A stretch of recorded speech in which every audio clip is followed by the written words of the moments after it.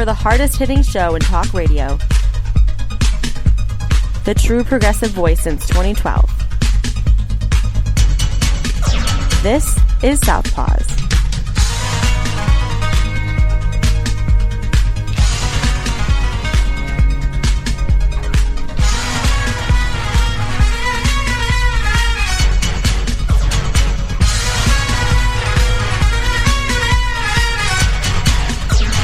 And welcome to Southpaws on the Pacifica Radio Network. We are the leaders of the revolution. My name is Darren Gibson, and I'm your co-host. And I'm Katy Steele for Jack Prince. Well, this is officially the first show of 2021. We are recording on Thursday, December 31st, 2020. So we're recording the show on the last day of the year.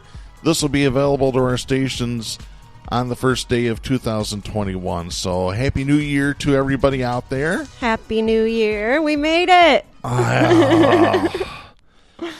Man, I saw video of somebody taking a bat and just going to town on this piñata with 2020 wrote on it. Nice. He pretty much summed up how we all feel about 2020. We need one of those and one with Donald Trump's orange head. Yeah, wouldn't that be nice? It wouldn't be candy coming out of it. I wonder what else would be. Oh, BS. I was just going to say the same thing. We know exactly what it would be. Oh, well, we might as well for the first sound effect of 2021. Yeah, there we go. That's what's coming out of Donald Trump's head. Yeah. Trash. Yeah. Oh, boy. We've got a lot to talk about because we're still dealing with the effects of 2020, whether it's COVID, whether it's Donald Trump, whether it's just Republican insanity. We've got a lot to get to today. Before we get started, a couple of reminders. You can follow us on social media by going to facebook.com/Southpaws Radio Show. You can follow us on Twitter at Southpaws Radio. You can follow us on Tumblr at southpawsradioshow.tumblr.com. You can follow us on YouTube by doing a search for Southpaws Radio. You can become a patron of the show by going to patreon.com/Southpaws Radio. You can listen to the show anytime you like at Spreaker.com or at Stitcher.com by doing a search for Southpaws.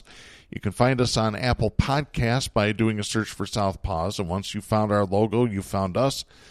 We send links to our weekly episodes to our Facebook, Twitter, YouTube, and Tumblr accounts. You can listen to us on Global Community Radio Channel 1 every Saturday night at 11. And you can listen to us on great Pacifica stations, including KCEI-FM in Taos, New Mexico, KZGM in Kabul, Missouri, and WOOL Black Sheep Radio, Bellows Falls, Vermont. Make sure you listen to us there. Make sure you support your local Pacifica station, because they always could use the financial help. And for that matter, volunteer at a Pacifica station. It's a good experience. As somebody who used to run a Pacifica affiliate, let me just tell you. Well, I want to start out the new year right. Can I play an audio clip? Absolutely. Well, you probably know what this will be. This is my favorite George Carlin clip. This is going to be our theme today, folks. This is Who Owns the Country? Once again, the great George Carlin. There's a reason. There's a reason for this. There's a reason education sucks, and it's the same reason that it will never, ever, ever be fixed. It's never going to get any better. Don't look for it. Be happy with what you got. Because the owners of this country don't want that. I'm talking about the real owners now. The real owners, the big wealthy business interests that control things and make all the important decisions. Forget the politicians. The politicians are put there to give you the idea that you have freedom of choice. You don't. You have no choice. You have owners. They own you. They own everything. They own all the important land. They own and control the corporations. They've long since bought and paid for the Senate, the Congress, the state houses, the city halls. They got the judges in their back pockets. And they own all the big media companies, so they control just about all of the news and information you get to hear. They got you by the balls. They spend billions of dollars every year lobbying to get what they want. Well, we know what they want. They want more for themselves and less for everybody else. But I'll tell you what they don't want. They don't want a population of citizens capable of critical thinking. They don't want well-informed, well-educated people capable of critical thinking. They're not interested in that. That doesn't help them. That's against their interest. That's right. They don't want people who are smart enough to sit around the kitchen table and figure out how badly they're getting f***ed by a system that threw them overboard 30 f***ing years ago. They don't want that. You know what they want? They want obedient workers. Obedient workers. People who are just smart enough to run the machines and do the paperwork and just dumb enough to passively accept all these increasingly shittier jobs with the lower pay, the longer hours, the reduced benefits, the end of overtime, and the vanishing pension that disappears the minute you go to collect it. And now they're coming for your Social Security money. They want your fucking retirement money. They want it back so they can give it to their criminal friends on Wall Street. And you know something? They'll get it. They'll get it all from you sooner or later because they own this fucking place. It's a big club, and you ain't in it. You and I are not in the big club. And by the way, it's the same big club they use to beat you over the head with all day long, where they tell you what to believe. All day long, beating you over the head in their media, telling you what to believe, what to think, and what to buy. The table is tilted, folks. The game is rigged. And nobody seems to notice. Nobody seems to care. Good, honest, hard-working people, white collar, blue collar, doesn't matter what color shirt you have on. Good, honest, hard-working people continue. These are people of modest means. Continue to elect these rich suckers who don't give a about them. They don't give a about you. They don't give a about you. They don't care about you at all. At all. At all. Yeah. You know? And nobody seems to notice, nobody seems to care. That's what the owners count on, the fact that Americans will probably remain willfully ignorant of the big red, white, and blue that's being jammed up their assholes every day. Because the owners of this country know the truth. It's called the American dream, because you have to be asleep to believe it. It's a big club, and you ain't in it. More prophetic words have never been spoken. The same club they used to beat us over the head with. Yep. They most certainly do. I think they call it a peninsular club. Oh, no, that's what they used to call it. A little local inside joke here. For those of you who know what the Peninsula Club is in downtown Grand Rapids. Peninsular. It's actually not just local, I believe. There's a lot of them. Really? Yeah. Okay.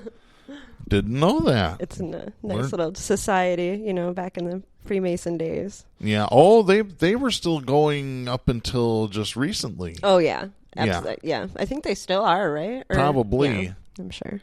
Yeah, I'm not sure if they're in the same spot that they were on Ottawa Avenue, but... Yeah, it's not a secret anymore. No. No, let's just go ahead and tell you about one of the things that the rich and the owners of this country don't want you to have. They don't want you to have any sort of a stimulus package. Nope. They don't want you to have food. They don't want you to have heat. And they don't want you to have clean water. And they don't want you to have a home. Right. But if you're homeless and you're living in a tent in a public park, they don't want you there either. That would make you a criminal. Yes. It's disgusting is what it is. We're criminalizing poor people just for the crime of being poor. Oh, so I was at the antique store yesterday. Mm-hmm. Guy walks in without his mask on. Walks over to the only other lady in the store without a mask on. And I'm listening to the conversation because I got to hear what these idiots have to say to each other, right? Yeah. And he says, how's your year going? You guys been busy? She's like, oh, yeah, actually, it's really crazy. She said, as crazy as it's been our busiest year yet. And I kind of deduced after a minute that these were owners of auction companies coming into the antique shop, because these are the privately where they rent out the vendor space, the resale shops. So, they're talking about how they're having a really great year with the auction sales. And then they just start talking about how they feel so horrible, Darren, because they drive downtown and they see all these people outside. And he said, I don't know what we're going to do, because if they continue this shutdown, all these businesses are going to close, and then we're going to have even more people out there. And all I could think to myself was, are they serious? They really believe that the people downtown right now, Darren, these people believe, the people without a mask on that are so ready for this all to be over. Yeah. They believe that the people outside downtown were business owners that got shut down because of COVID. Wow. So they're convinced that, once these businesses are open, those people are just going to disappear. They're going to be fine. That's not how it works, folks. They don't think the rent prices and the wages have anything to do with this? Do the math. You can work 3 jobs and there ain't enough hours in the day to pay the rent in this town. Absolutely. No, they're in denial. Denial is not a river in Egypt. It isn't, folks. But we could, I can't wait for it to be over. It has to end, they say, with no masks on. Mm-hmm. Gee, how will that happen? Maybe if you put your mask on, maybe this will be over with. Oh. You know, my slogan in 2020 was more truth. More truth in 2020. Well, you're going to get even more of it in the new year. Because this is what we're all about, folks. Buckle up, because you can't unsee it. That's right. So we have the Republicans that don't want a $2,000 check going to every American. This is when countries in Europe are sending monthly checks, the equivalent of $1,500, $2,000, $2,500, $3,000 US dollars, going every month to every person in the country. Did you watch the Senate hearing last night? I did not. Oh, wow. It was like the Twilight Zone. Yeah. I sat and watched Cornyn, a senator from Texas, discuss how they could not pass the last proposal from the Democrats because it was just filled with all of these, advantages and tax cuts for the wealthy. And it was really wasteful. It was wasteful, he said. And I was sitting there watching this like, what? And you meant Republicans. Hold on, because when you're talking about giving wealthy families is wasteful. But if you give a wealthy corporation, which, they do have families and they are families, mm-hmm. If you give a wealthy corporation tax cuts and advantages, that's just trickle-down economics. Mm-hmm. Like, help me understand here. Yeah. Which, by the way, we talked about a couple of weeks ago. A study came out that proved that trickle-down economics doesn't work. It's called Our Life. Like we needed a study to It's called Our that. Life. We've lived this whole theory, and it didn't work at all. Yeah. So they've passed a stimulus bill where everybody gets a check for $600 so long as you didn't earn more than $400,000 in the year. But they want to increase it to $2,000. The Democrats do. Ironically, Donald Trump does. I know his motivations. He's trying to shore up his tarnished legacy of COVID and all the dumb things he's said over 4 years. So he's trying to make himself look good. He's also shoving a knife right back into the Republicans that aren't supporting his crazy election fraud story. Yep. It's hilarious, honestly, because that's true. Guess what? Everybody is going to get their turn with Donald Trump. I don't give a how loyal you were, how many people you killed for him, how racist you acted, how high you lifted your truck. He is coming for all of you. You will get your chance. Yeah. Yep, because Donald only cares about Donald. Exactly. He's just drooling to throw y'all underneath your own buses. Listen to his sister. If you want to get a good dose, listen to his sister. Or his ex-wife. There's some real good stories in the divorce trial. Any of his ex-wives, Marla Maples or Ivana. But anyway, so Trump wants $2,000 checks. Mitch McConnell says that ain't going to happen. So Bernie Sanders says, okay, game on. You're not going to get your override of the veto until I get $2,000 checks out to everybody. And this is like, he's been waiting his whole life for this, you guys. This moment, this perfect storm of elements to come together like they have right now. Number one, okay, he's going to keep Senate in session during the time that they need to be out campaigning. Yeah. The entire time now that they're in session, they're going to be focused on how the Republicans do not want to give you your own money back when you really need it the most, which is amazing because we need to win Georgia to retake the Senate. If we retake Georgia, we retake the Senate, and then we have the House and the Senate, and then all of those people that told you all of those things that couldn't happen because we didn't have the House and the Senate have to eat their effing words. That's what we need to happen. So what he's doing right now is not only making the number one topic for everybody in the Senate, how the American people need help and why, which is the number one thing they refuse to talk about. The number 2 thing he's doing is derailing them from campaigning for Ossoff and Loeffler. Loeffler. And now... By the way, both of them are losing in the polls right now. Right. Which is beautiful. You get out and vote if you're in Georgia. Get out and vote. Oh, my gosh. Please go Get vote. these Republicans out of office, please. We're not telling you that the Democrats are going to come through and save everybody. We're not. What we're telling you is they'll be in a position where we can make them save a lot of people. We can make them. So we have to put them in that position to get it there. But Bernie is definitely forging us a path, and it's inspiring to see for those of us who have been through the hell of the last 4 years. So I want to get to this story. This is Brendan Cole writing for Newsweek. This is dated December 31st. An impassioned plea by Vermont Senator Bernie Sanders to increase direct payments for Americans to $2,000 has been backed by many on social media. During his speech to the Senate on Wednesday, Sanders used a tweet from Donald Trump that said 2,000 ASAP as a visual aid to bolster his push for Senate Majority Leader Mitch McConnell, Republican Kentucky, to allow a vote on more than tripling the $600 payments.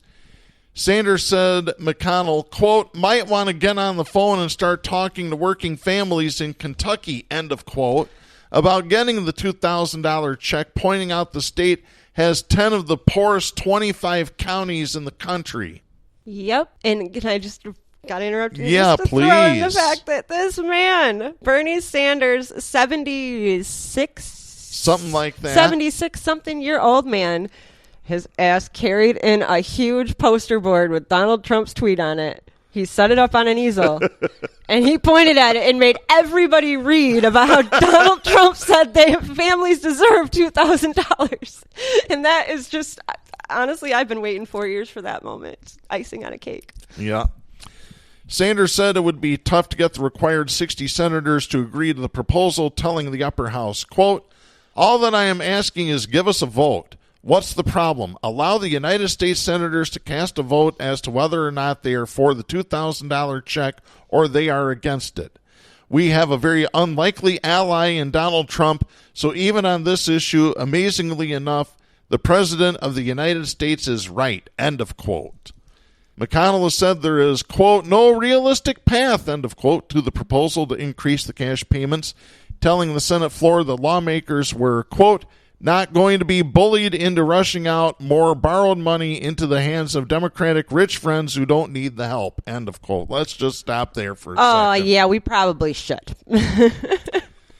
Number one, you guys print money out of the air. Yep. Out of air. Oh, gosh. This is fiat currency. If it's to murder people, y'all can find it anywhere. Anywhere. Yeah, there's no gold standard. It's not tied to gold. It's not tied to silver. It's not tied to anything. You're literally printing money out of the air.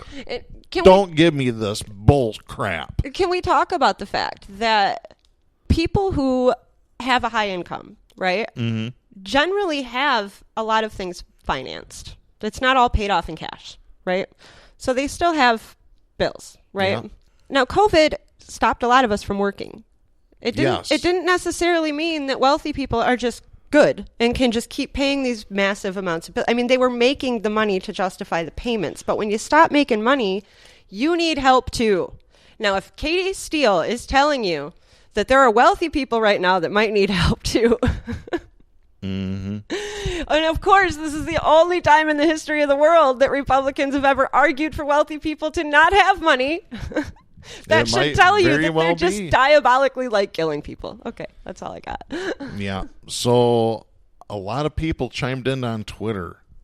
The Gravel Institute, former Alaska Senator Mike Gravel, who ran for president. All those kids running his campaign. Said on Twitter, quote, Bernie Sanders is a national treasure, end of quote. Jamal Green, quote, Bernie Sanders should be president, and it's honestly hard as hell to forgive the establishment party and figureheads for what they did to him. He wanted to balance this country's wealth and give everyone the American dream. Instead, the rich can keep ruling. That hurts like hell, end of quote. Well, he's right. Yeah, it's been hurting. Nina Turner, quote, The kind of leadership we saw from Senator Sanders and Ed Markey today shouldn't be an exception. We need more leaders willing to fight for everyday people. If your elected officials aren't fighting for people during this historic crisis, then who exactly are they working for? End of quote. Well, their own she's companies, right there. generally. Their own construction companies. Their own interests. Like Carlin says, they don't give a f*** about you. They don't care about you. Nope. You know? He's not lying. He's telling you the truth. More truth in 2021. Paula Jean Swearingen wrote, quote, if everyone in Congress fought as hard for us as Bernie Sanders does, this country would be a better place. End of quote. Well, she's right there, too. Oh, gosh. Another tweet from the Gravel Institute. Quote, if we get the $2,000 checks, Bernie Sanders and Ed Markey will be national heroes. End of quote. So I love that. If we don't get the $2,000 checks, we're going to get the Senate and the House, and they're still going to be national heroes. So I just got to throw that in there. Oh, gosh. So, yeah, Bernie Sanders. And I'm just going to stop right there. And I want to talk a little bit about something that's kind of been going on within the progressive movement, and that's basically people sniping at each other. In particular, somebody who also has a show on Pacifica Radio, Jimmy Dore, and I'm not going to jump on Jimmy. Jimmy's a personal friend of mine, but he's wrong on this. Don't be jumping on other progressives because you don't like the speed of what's happening. There's realism and then there's fantasy world. I'll go with what Sean King said, and that is Bernie Sanders is the only national U.S. politician that has consistently worked for the American people for decades. Oh, yeah, absolutely. I mean he's always been criticized, too, though. While he was the only one who would go against the grain, he's also always been criticized for working with both sides. He's been criticized for working with Dems. He's been criticized for working with Republicans. But he's also he's the longest serving independent senator in the history of the United States Senate. So absolutely. Come on, guys. Clearly he didn't pick a team, and he was very clear about not picking one, except for us. We are the team he picked. Exactly. I was just going to say. And that's the sick part about there being no representation for us in Biden's campaign. It's not about Bernie. There's no representation for us, for workers. It's literally just for the people that already own everything, like Carlin said. You know, and we're the ones that got him the victory, not just the American citizens who believe in the Constitution, but the residents of America that aren't citizens. The Latino and Hispanic communities helped get Biden elected. Mm-hmm. You know, the progressive organizations who got majorly burned. You want to talk about election fraud now you want us on your team to help you out with this election fraud issue, you know? Mm-hmm. And either way, we don't even want to hear those words. We don't want to hear it. Yeah. But Bernie has consistently every single time been right. That's the thing that makes me go, okay, I got to sit down sometimes and yield to experience here, because he has a foresight that I cannot compete with. There's a video that's out there on YouTube, and it is called something to the effect of a video of every time that Bernie Sanders has been on the right side of history. And I just have a feeling that video gets longer and longer and longer every year.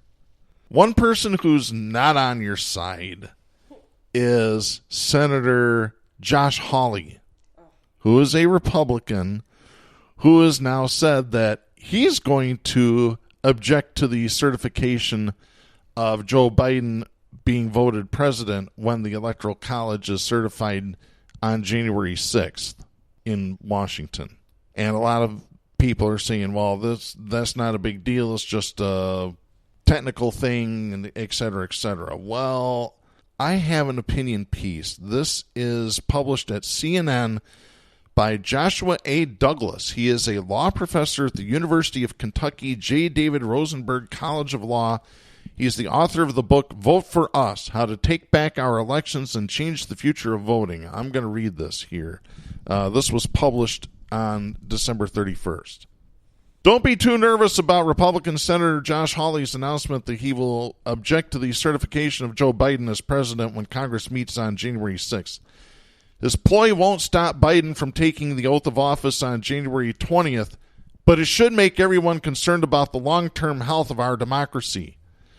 According to federal law, if at least one senator and one House member submit written objections to a state's Electoral College votes, the House and the Senate must retire to their separate chambers for 2 hours of debate. Each chamber then votes on whether to count that state's votes. The 1887 law that dictates this process, the Electoral Count Act, is confusing and convoluted, but the bottom line is that Congress must count a state's Electoral College votes unless both the House and the Senate vote to reject them. Hawley's objection, which will join a planned objection from Alabama Representative Mo Brooks in the House, has zero chance of succeeding. The Democrats who control the House surely will not go along, and it is likely that a number of Senate Republicans, such as Mitt Romney, will also reject this blatant attempt at overruling the will of the voters. What is more concerning is that the delusional Republican gambit is happening at all. There has been zero evidence of meaningful voter fraud or a compromised presidential election. Elections officials from both parties have said that the 2020 election was one of the most secure ever. Senator Hawley opined on Twitter that millions of voters are concerned about election integrity, but that's only because Donald Trump and his followers keep making baseless assertions. Just saying there was voter fraud does not make it real. In a statement posted on social media, Hawley claimed that states such as Pennsylvania, quote, failed to follow their own state election laws, end of quote. This is false. The Pennsylvania Supreme Court, which is the authority on Pennsylvania law, rejected numerous Republican-backed lawsuits both before and after the election. The U.S. Supreme Court also refused to consider a challenge from Pennsylvania Republicans to block the certification of the results.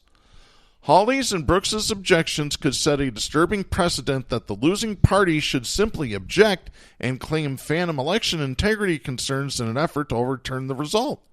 After all, if Trump-loyal Republicans controlled both chambers, this scheme to steal the election might actually work. This situation is less like 2005 than Hawley claims, when California Senator Barbara Boxer and Ohio Representative Stephanie Tubbs Jones objected to George W. Bush's win in Ohio solely to shed light on voter suppression in that state. They explicitly said they were not trying to overturn the election result. The big difference is, not only have several Republicans refused to acknowledge Biden's win in 2020, and some are seeking to change the result, but there was actual evidence of voter suppression in Ohio in the 2004 election, especially in the form of extremely long lines, while there is zero evidence of voter fraud in 2020. And I'm going to stop there, but there has been voter suppression elsewhere. We'll talk about Georgia in just a minute. I was just going to say here. there is a lot of evidence of voter suppression in 2020. Yeah, we'll get to that in which just a minute. Which is fraud, in my opinion. Mm-hmm. Continuing, and perhaps Boxer and Tubbs were wrong to object in 2005. That does not mean that Hawley and other Republicans should follow suit in a continued breakdown of democratic norms. American democracy cannot survive the losing party refusing to accept defeat. A peaceful transfer of power demands that we all accept the legitimacy of the election, with the losing candidates recognizing their losses and trying to win in the next election. In the long term, our democratic institutions are ill-served to withstand attempts to overturn the election simply because the losing side is unhappy with the result. We need to think critically about bolder changes to thwart these anti-democracy tendencies, such as fixing gerrymandering, abolishing the Electoral College, revising the outdated Electoral Count Act that opens the door to these objections, and reaffirming our commitment to the fundamental right to vote. Without serious reforms, we will continue to witness the undermining of our elections from those who care more about their own political power than about American democracy. Well, he's right about all of those. The gerrymandering, Michigan has already taken steps to that, and that's the redrawing commission, which is now, I believe, how is this staggered? 4 Republicans, 4 Democrats, and 5 independents. So Yeah, I think it is like something like that. They did put it together in a bipartisan way that is very fair, right, to help mitigate the gerrymandering problem. Mm-hmm. But what didn't occur to me until recently was that now that, two people own everything, it really doesn't matter where the lines are because they can just put people in the areas where they need them. Exactly. And that's what's happening. So yeah, that's discriminating. But yeah, there's a million different ways that they have voter suppression. The driver's license thing.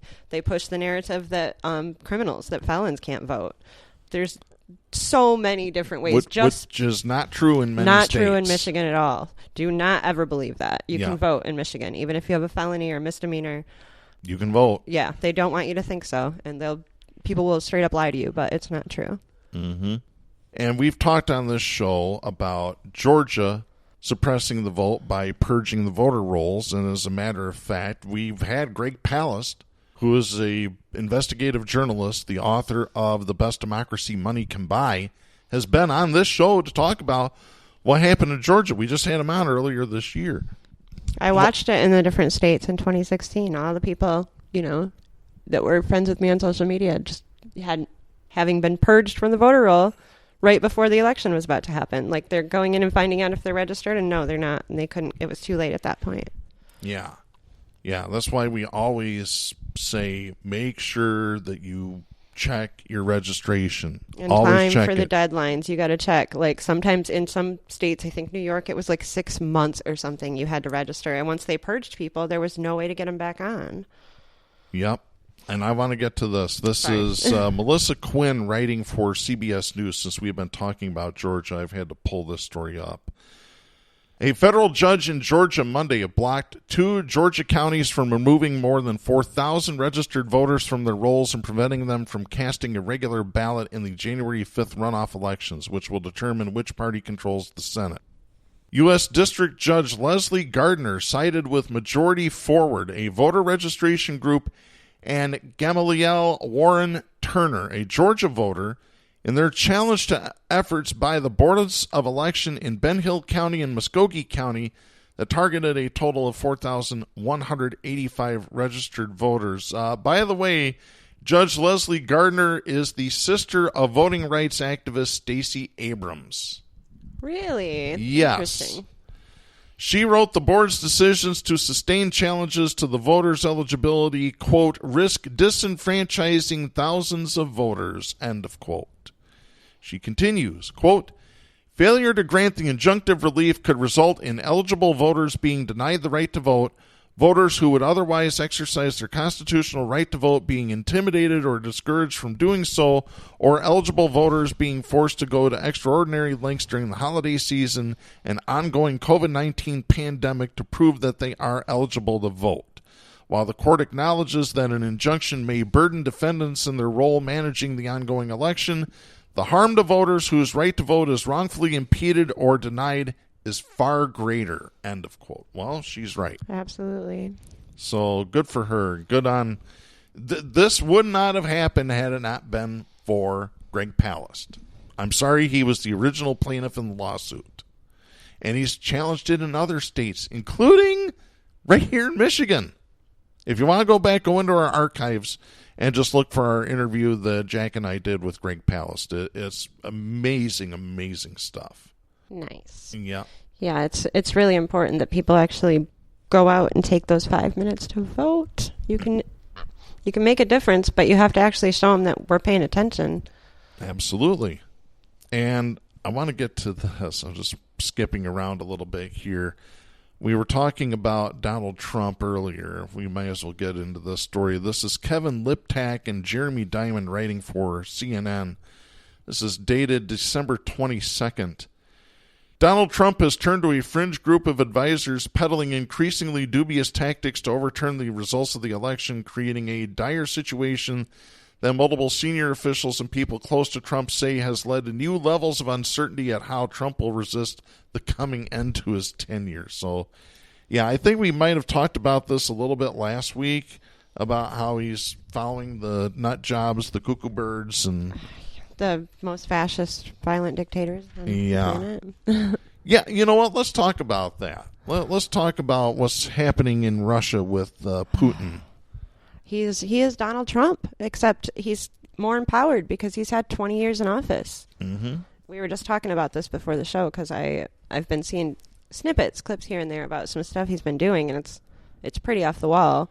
And we just did a Google search and realized there's a lot just in the last, even week that has been happening. And he is, coming after critics, and he is hailing and I treasonous spies as heroes. Yeah, I might as well just get to this story. This is CBS News' Alexandra Adinova, writing on December 31st out of Moscow. Russian President Vladimir Putin has signed off on a package of controversial new laws that expand the government's powers to label individuals and organizations as foreign agents and introduce an array of new restrictions on media organizations. The new laws expand the foreign agent legislation adopted in 2012, which have allowed authorities to apply the label to human rights groups and other organizations that receive funding from outside Russia. It has led to the closure of some prominent non-governmental organizations' Russian offices, court proceedings, and fines over the past several years.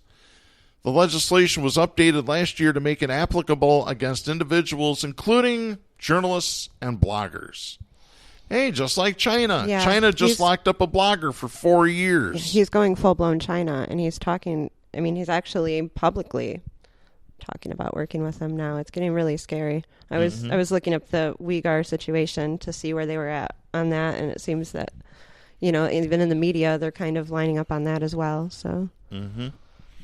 The amendments signed by Putin Wednesday broaden the parameters under which a person or entity can be officially deemed a foreign agent in Russia, a term that carries negative connotations harkening back to the Cold War period.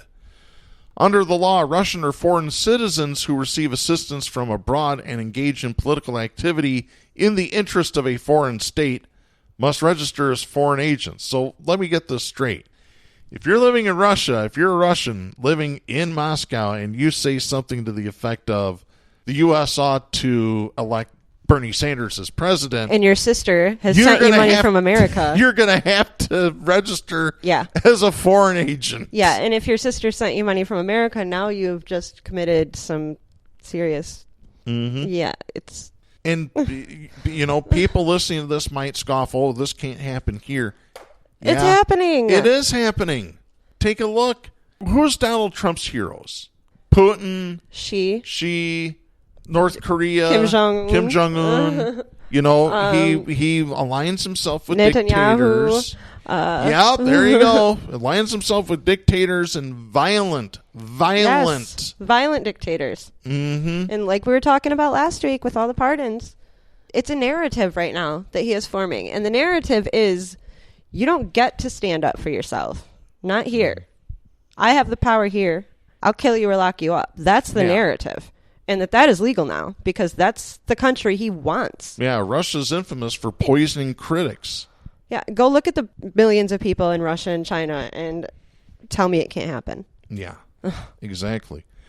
Critics of the legislation point out that the legal definition of political activity is extremely broad, including, for instance, monitoring of elections, providing opinions on state policies, including via social media commentary, and participation in rallies. Politics is life. You can't even talk without somebody accusing you of being political. Mm-hmm. The definition gives authorities the scope to wield the law against almost any voice of dissent ahead of next year's parliamentary elections. Amnesty International condemned the bill last month, warning that it signaled a new witch hunt in Russia, which they're not wrong. Amnesty International's Russia researcher Natalia Prylitskaya said, quote, "It exposes the Russian authorities' beliefs that civil society actors are destructive agents of the West bent on destabilizing the government." Sounds like Grand Rapids Police Department, doesn't it? The Russian authorities have already starved civil society financially and forced many organizations to close. Now they are further demonizing individual activists. Oh, wow. It does sound like the Grand Rapids Police Department. Doesn't it? It sounds like what's happening all over the United States. Absolutely. Wow, that's terrifying. Mm-hmm. Under the expanded law, foreign journalists can be added to the official foreign agents list if state officials decide they've done something incompatible with the professional activities of a journalist. Which is whatever they decide, right? Yes, exactly. That day is their professional standards. Oh, jeez. Foreign agents are subject to restrictions, including providing financial reports on their activities and identifying themselves as such in publications in Russia. So if you're a journalist in Russia and you're dubbed a foreign agent by the government, when you put your byline in on your article, you have to put foreign agent. Oh, yeah. Because it's all part of the fake news narrative. Scarlet letter. It's like putting the scarlet letter on a woman who's cheating or whatever. Well, and that's why he's what's the word I'm looking for? Censoring the social media outlets now, because they're actually labeling certain stations as Russia state news, and that's offensive to Putin because we can't call the fake news fake news. You know, only they can do that about the real news. Yeah. Like here with RT exactly, and with Sputnik like Radio. Here. Yep. Yeah. So I'm just going to say it.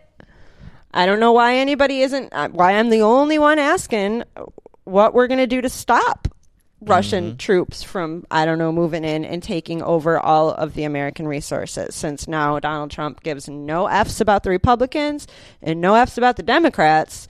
He never gave an F about America. So no, he didn't. He never has. He only cares about himself. Yeah. Again, listen to his sister. How many shows do we have before January 20th? At least a couple more. Okay. The world's not over yet, guys. Yeah. A separate bill signed by Putin Wednesday imposes penalties ranging from fines up to 5 years in prison for designated foreign agents who fail to register or report their activities as required. Lawmaker Vasily Piskarov, a co-sponsor of the bill, defended the initiative, insisting that it was needed to protect, quote, the sovereignty of the Russian Federation and the prevention of interference in the internal affairs of our state, end of quote. Earlier this week, the Justice Ministry added a prominent organization supporting Russian victims of domestic violence, Nasiliu.net, to its list of foreign agents, prompting outrage among rights activists. The ministry also added 5 people, including veteran rights activist Lev Ponomarev, who is 79 years old and is a longtime critic of Putin. They added him to the list of media foreign agents, along with 4 others, including a journalist for Radio Free Europe. Every Russian citizen should just go in and, list themselves as a foreign agent. Because if every single citizen does it, then it doesn't mean anything. Yeah. Putin wrapped up the year by signing dozens more bills into law Wednesday, many of which are expected to further consolidate his rule. One of them grants Russian regulators power to fully or partially block internet platforms that discriminate against state media. I'm sorry, I just got this great idea. Can we register as foreign agents? Because I really don't want to be American right now. And do they make you actually claim where you're foreign for? Can I just be a foreign agent for any other country or all other countries? Maybe a foreign agent for humanity, because yeah, we need more humanity in 2021. That'll be another tagline: more humanity in 2021. Please. Oh gosh. The law's backers cited complaints by state-affiliated media made about prejudiced treatment by Facebook, Twitter, and YouTube. Twitter currently labels some Russian media state-affiliated media, which they do with RT, which has been criticized by officials in Moscow. YouTube has blocked a few pro-Kremlin channels this year, a move Russian authorities have derided as an act of censorship. Well, 1, they're not wrong, but 2, as I've said on this show before, YouTube is a privately owned company. They can do whatever the F they want to until we decide that we're going to start having social media become publicly regulated utilities in this country and start breaking them up. Yeah, but let's be honest, the government is the same thing. Once again, Joe Biden, please put me on the FCC board, please. We can't even get a single person from Bernie Sanders' campaign, Darren. Let's be honest here. They're not representing us, any of us. The authors of the bill said it was aimed at targeting foreign social networks, but it can also be used against Russian platforms. Oh, isn't that lovely? Another law approved by Putin prohibits the holding of political rallies near emergency services buildings, such as police offices or buildings belonging to intelligence agencies. Oh, gee. Yeah. Somebody must have been watching the video in Minneapolis where they torched the police precinct. Yeah, maybe. Or maybe they are dealing with the GRPD. Maybe that's why the Spectrum Health was talking to the Russian banks. Yeah. One of the, by the way, the torching of that precinct, probably one of the best things to ever happen in 2020, in my opinion. Oh, yeah, that was definitely beautiful. One of my favorite life experiences exist at the same time as that. Sharing personal data or information about the work of intelligence officers or law enforcement agencies is now a criminal offense. An initiative seen as a reaction to recent media investigations led by the Bellingcat organization, which used leaked data to reveal the names, photos, and phone numbers of FSB officers allegedly involved in the poisoning of opposition leader Alexei Navalny. Okay, let's start a campaign right now. Call your representative. We need legislation. No, I'm dead ass serious. We need legislation for every single public safety official and intelligence officer to have their names and address published publicly. Just like you would if you were a public official. Like, people should know who you are. Yep. They should, and it should be a thing that if you're going to go in and be a law enforcement officer, if you're going to go in and be a public official, a city attorney, a housing commissioner, you damn well better not be scared to tell people who you are and where to find you. Exactly. I don't understand how it's not that way already, but we really should push for that now before we end up in Putin's Russia. I kind of got a giggle yesterday. Somebody had published Mitch McConnell's home address on Facebook. Like you could miss it. You know it's as big as the whole city he lives in. In which house is it? Because if he's anything like any of the other senators, they've got 5 estates with 6 mansions on each one. Yeah, exactly. Yeah. Speaking of lawmakers, I want to get to we didn't get time for this story last week, but I want to get to this. This is more Michigan specific. This is John Hogan writing for WZZM Television, dated December 21st. A resolution has been introduced in Lansing to condemn threats made against public officials and to denounce, quote, all forms of intimidation and harassment, end of quote. House Resolution 369 comes a few days after 6 men were indicted in a plot to kidnap Governor Gretchen Whitmer and follows Friday's sentencing of a Van Buren County man for threatening a Georgia congressman. 6 House Democrats signed their names to the resolution, which calls for an end to divisive rhetoric. Oh, my gosh. An end to divisive rhetoric. Yeah, let's see. Like the Republicans in Lansing calling Whitmer batshit crazy. Yeah, that kind of rhetoric. But divisive rhetoric could be, you guys shouldn't make so much money. Yeah. That's a pretty vague statement. You know what I mean? Yeah. Okay, go ahead. It makes reference to, quote, attempts to intimidate and threaten public officials across the political divide, end of quote, in the aftermath of the November 3rd election. I knew this was going to go bad. Michigan was cast in the spotlight in October when state and federal officials announced the arrest of multiple people accused in a plot against Michigan's governor. Investigators say the group hoped to carry out the plot prior to the November 3rd general election.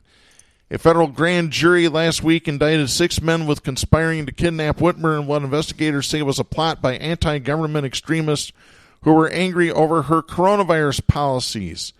8 other men are being prosecuted in state court on a variety of charges, including providing material support for terrorist acts.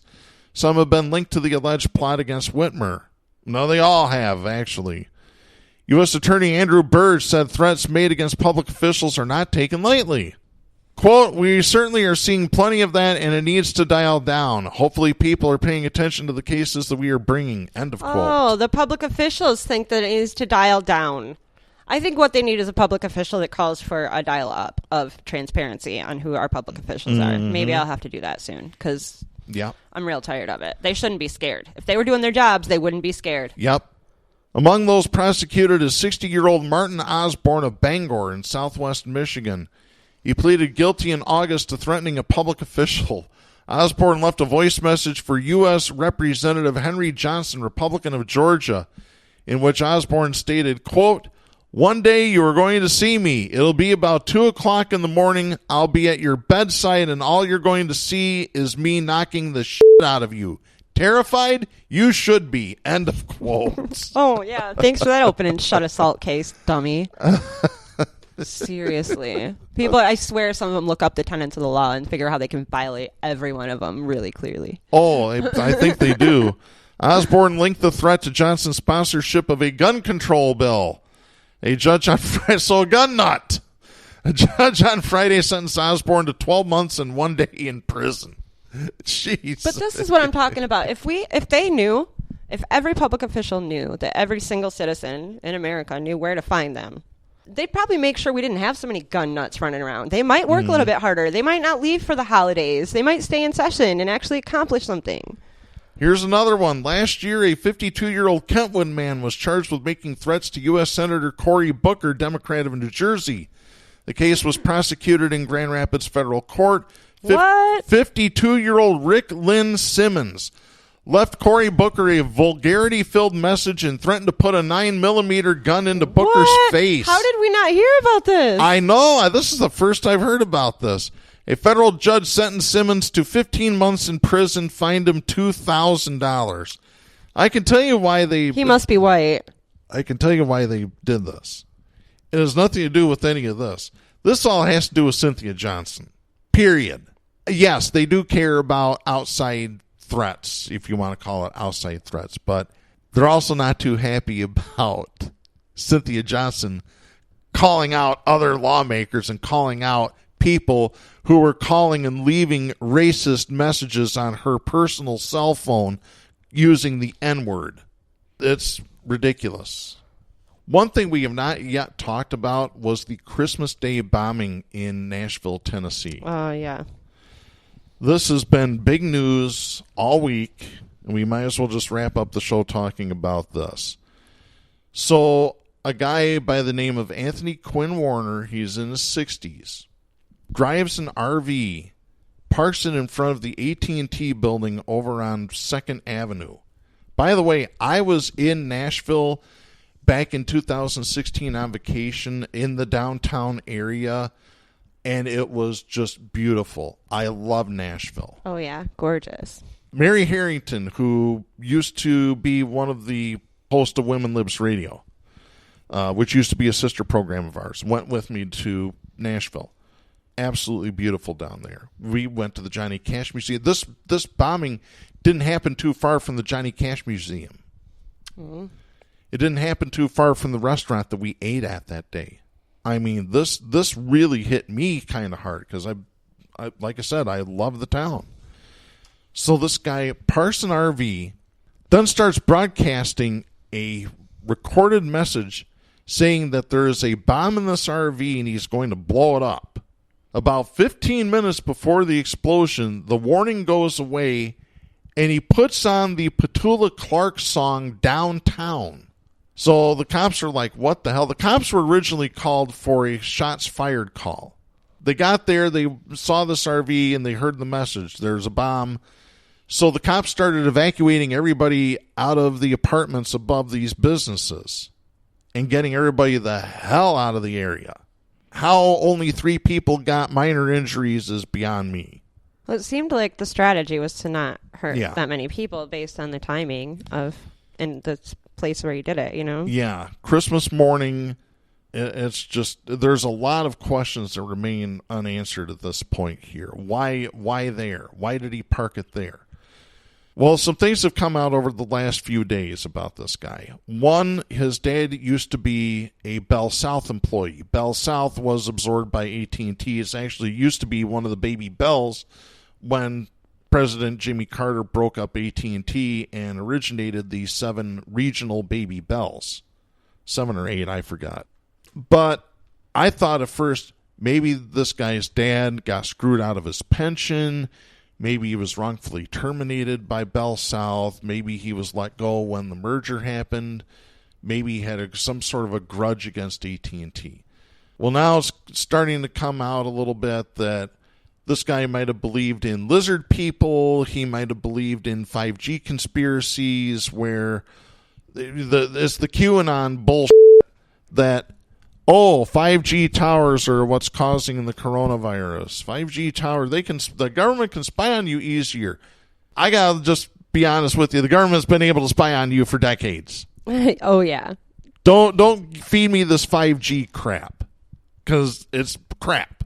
Well, a lot of people aren't so worried about the surveillance of it, but they think that there is the radioactive emissions or whatever that are going to give them cancer or kill them. But that was with 3 and 4G as well. Right, So, right. What's the difference? Then it came out in the news that this guy's girlfriend about a year and a half ago contacted police and said, hey, this guy is building bombs in his RV and he's capable of doing so. The attorney talked to the cops and said, yeah, this guy has the knowledge to do it. This guy was an IT guy. So the cops went to his house, knocked on the door. He didn't answer. They weren't able to track him down for several days. They saw the RV parked in his yard, fenced in, fence was locked up.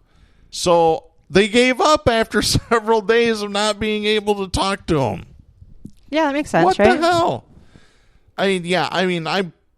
My mom was kind of complaining about it. I kind of justified it a little bit. I said, but the thing is, though, if the cops don't have probable cause and they don't get a search, you can't get a search warrant. And if they search it illegally, then they can't do anything about it because it's an illegal search and seizure, and therefore he's done for. But what do you do?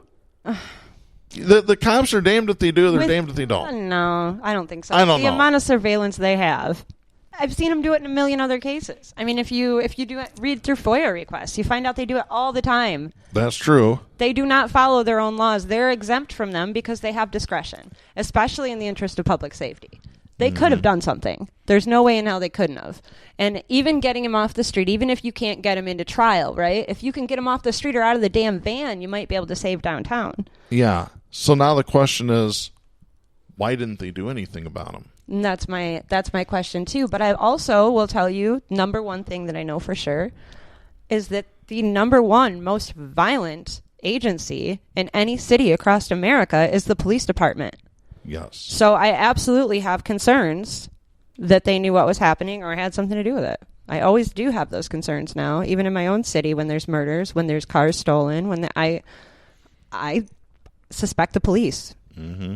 So, yeah, we'll be following what's happened in Nashville over the next few weeks, because I know some additional stuff's probably going to come out on us. No doubt.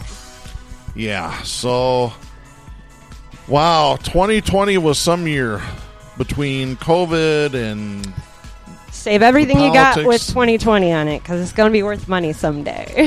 Absolutely. And let's hope that 2021 is a lot better. God, anything's got to be better than 2020. Amen to that. We'll be back for our show next week. I'm Darren Gibson. And I'm Katy Steele. For our friend Kristen Cook, please support independent media and the First Amendment. The stations that carry Southpaws do not necessarily share the opinions expressed on the show. Southpaws is protected by the First Amendment to the U.S. Constitution and is copyrighted by Big D Entertainment. All rights reserved.